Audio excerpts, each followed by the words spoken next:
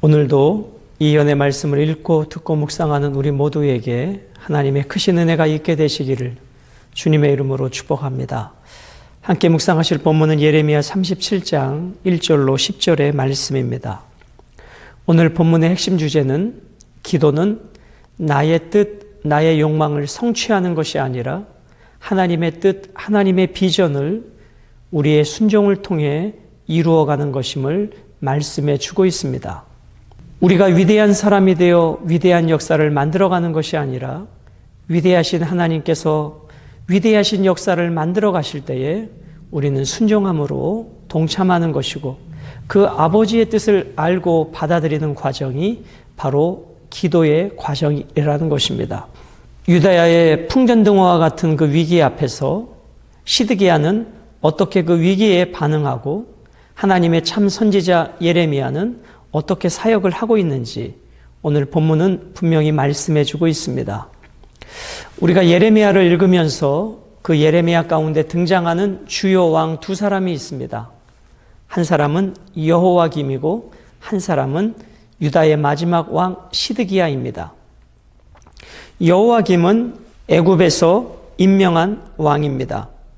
두루마리를 칼로 베어 불태워 버린 왕이죠. 그래서 여호와김은 친애굽 정책을 피는 왕이고 이제 유다의 마지막 왕 시드기야는 바벨론에서 세운 왕입니다. 그래서 친바벨론 정책을 펴는 왕이 되는 것입니다. 그런 것들이 표면적인 이유지만 국제적인 관계와 국내의 여러 가지 사건과 정치, 경제, 군사적 환경 앞에서 이들은 하나님보다 끊임없이 애국과 바벨론을 의지하는 인간적인 모습을 보이고 있더라는 것입니다. 이러한 국제정세를 기억하면서 오늘 본문 말씀을 우리 한번 보실까요? 1절과 2절은 시드기야 왕 시대의 불순종에 대하여 말씀해 주고 있습니다. 요시야의 아들 시드기야가 여호야김의 아들 고니야의 뒤를 이어 왕이 되었으나 이는 바벨론의 느부갓네살 왕이 그를 유다 땅의 왕으로 삼음이었더라. 그와 그의 신하와 그의 땅 백성이 여호와께서 선지자 예레미야에게 하신 말씀을 듣지 아니하니라. 자, 오늘 2절 마지막에 보면 여호와께서 세우신 선지자 예레미야에게 하신 말씀을 왕과 백성들이 듣지 아니하였다. 여러분, 하나님과 우리 백성들과의 관계의 가장 기본은 하나님은 말씀하시는 분이시고 우리 백성들은 그 말씀을 듣고 순종하는 관계여야 합니다. 하나님이 말씀하지 않으셔서가 아니라 하나님은 선지자를 통해 분명히 말씀하시지만 그 말씀의 내용이 저들의 듣고 싶은 메시지가 아니었기에 그들은 자기들에게 이익과 손해의 관점에 따라 그 말씀의 불순종을 반응하고 있는 것입니다. 자, 여기 보면 요시야의 아들 시드기야가 여호야김의 아들 고니야의 뒤를 이어 왕이 됐다. 자, 이 왕들의 이름이 나오는데요. 여러분, 요시야에게는 여러 명의 아들이 있었습니다. 여호아하스가 있었고 그 다음에 여호야김이 있습니다. 자, 여호야김은 바벨론에 끌려가 죽임을 당한 왕이고 그의 아들 여호야긴, 고니야라고도 하죠. 그가 18살에 왕이 됩니다. 아버지는 바벨론에 끌려가 죽임을 당하고 18살짜리가 왕이 됩니다. 그러나 그 역시 3개월 만에 바벨론으로 붙잡혀 가게 됩니다. 그는 아버지처럼 죽임을 당하지는 않지만 그는 단명한 왕의 기간이 3개월 정도밖에 되지 않을 정도로 짧은 왕이었습니다. 그래서 이 바벨론이 누구를 이제는 왕으로 세우냐?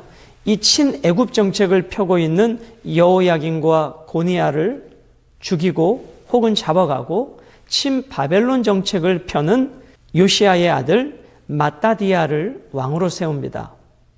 그 마따디야의 이름을 오늘 시드기야로 이름을 바꾸게 되는 것이죠. 그래서 이 시드기야는 친바벨론 정책을 펴는 왕으로 바벨론 느부갓네살에 의하여 세워진 왕이었던 것입니다. 자, 그런 시대에 하나님께서 예레미야에게 말씀을 하고 계셨습니다. 3절과 5절은 시드기야 왕의 중재기도 요청을 기록되어 있는데 한번 보실까요? 자, 시드기야 왕이 셀라마의 아들 여우갈과 마아세야의 아들 제사장 스바냐를 선지자 예레미야에게 보내 청하되 너는 우리를 위하여 우리 하나님 여호와께 기도하라 하였으니 그때 예레미야가 갇히지 아니하였으므로 백성 가운데 출입하는 중이었더라. 바로의 군대가 애굽에서 나오매 예루살렘을 에워쌌던 갈대아인이 그 소문을 듣고 예루살렘에서 떠났더라. 자, 앞부분에 나왔던 내용이죠. 느부갓네살 왕이 군대를 이끌고 예루살렘을 포위하고 있습니다. 그런 상황에 아직 예레미야는 쉬이데 뜰 안에 있는 감옥에 갇혀지지 않은 상황이었기에 자유롭게 사역을 하고 있었습니다. 바벨론 군대가 예루살렘을 에워싸자 이 왕은 사신을 보내 애굽으로부터 도움을 요청하게 되죠. 그래서 애굽의 군대가 올라옵니다. 그런 국제정세 가운데 바벨론 왕이 예루살렘을 포위했던 군대를 이끌고 애굽의 군대와 맞서기 위해 잠시 예루살렘 포위를 풀고 예루살렘을 떠나게 되죠. 자, 오늘 본문은 그러한 상황인 것입니다. 그래서 왕과 백성들은 하나님이 도우셔서 이 느부갓네살이 예루살렘 포위를 풀고 떠난 것을 마치 완전한 자유를 허락한 것으로 착각하고 있었다는 것입니다. 자, 그런 맥락을 이해하시면 좋겠습니다. 6절부터 10절까지는 갈대아인의 예루살렘 정복을 예레미야가 예언하고 있습니다. 6절 여호와의 말씀이 선지자 예레미야에게 임하여 이르시되 이스라엘의 하나님 여호와께서 이와 같이 말씀하시니라. 너희를 보내어 내게 구하게 한 유다의 왕에게 아뢰라. 너희를 도우려고 나왔던 바로의 군대는 자기 땅 애굽으로 돌아가겠고. 자, 너희들이 요청하여 애굽의 군대가 올라온 것처럼 보이지만 결국 그들은 너희에게 어떠한 도움도 주지 못하고 그들은 다시 자기의 나라 애굽으로 돌아가게 될 것이다. 자, 8절 갈대아인이 다시 와서 이 성을 쳐서 빼앗아 불사르리라. 애굽의 군대와 맞서기 위해서 잠시 예루살렘 포위를 풀고 예루살렘을 떠났던 그 갈대아인, 그 바벨론 군대가 다시 예루살렘으로 돌아와 이 성을 쳐서 빼앗아 불사르게 될 것이다. 이것이 하나님의 말씀이고 하나님의 계획이었다는 것입니다. 자, 9절 여호와께서 이와 같이 말씀하시니라. 너희는 스스로 속여 말하기를 갈대아인이 반드시 우리를 떠나리라 하지 말라. 그들이 떠나지 아니하리라. 여러분, 여기에서 신령과 하나님의 뜻, 믿음과의 관계를 보여주고 있습니다. 예루살렘 사람들의 입장에서 보면 지금 바벨론 사람들이 예루살렘 포위를 풀고 떠난 그것이 계속되어지는 사건이기를 원하고 있었습니다. 그것을 바라고 있었습니다. 그런데 예레미야는 뭐라고 말씀합니까? 그것이 하나님의 계획이 아니라는 것입니다. 그들은 떠나지 아니할 것이라는 것이죠. 그러므로 내가 스스로 그렇게 될 거야, 그렇게 됐으면 좋겠어 하는 그 자기 신념이 결국은 역사를 만들어내는 것이 아니라 하나님의 뜻과 하나님의 말씀, 하나님의 주권이 역사를 만들어가는 것임을 우리는 분명히 알아야 할 것입니다. 10절 가령 너희를 치는 갈대아인의 온 군대를 쳐서 그 중에 부상자만 남긴다 할지라도 그들이 각기 장막에서 일어나 이 성을 불사르리라. 자, 이루어질 수 없는 가정을 들어서 예레미야가 말씀합니다.